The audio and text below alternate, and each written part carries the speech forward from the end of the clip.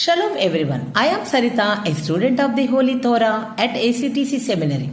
ఈ వారం తోరా గ్రంథములో 46వ పర్ష ఎకేవ్. ఎకేవ్ అనగా ఎందుకంటే లేదా మడమ అని అర్థం. సెఫర్ తోరా నందు ఇది 46వ పర్ష. సెఫర్ దేవారిం లేదా ద్వితీయోపదేశ కాండమునందు ఇది 3వ పర్ష. ఈ పర్ష యొక్క 5వ అలియా వాక్య భాగములు సెఫర్ దేవారిం లేదా ద్వితీయోపదేశ కాండము 10వ అధ్యాయము 12 నుండి 11వ అధ్యాయము 9వ వచనం వరకు. మోషే ఇజ్రాయేలీలతో మాట్లాడుతూ వారు ఎలోహింకు భయపడాలని, ఆయన మార్గాల్లో నడవాలని, ఆయనను ప్రేమించాలని మరియు ఆయన ఆజ్ఞలను పాటించాలని కోరుతున్నాడని గుర్తు చేస్తాడు.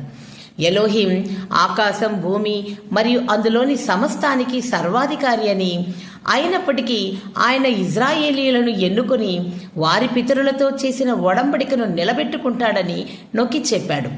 మోషే వారి హృదయాలకు సున్నతి చేసుకోవాలని, అంటే వారు వినమ్రంగా మరియు విధేయతతో ఉండాలని సూచిస్తాడు. ఎలోహిం నీతిమంతుడు, దీనులు, అనాథలు మరియు పరదేశుల పట్ల దయ చూపేవాడని, ఇజ్రాయేలీయులు కూడా అలాంటి దయను పరదేశుల పట్ల చూపాలని ఆదేశిస్తాడు.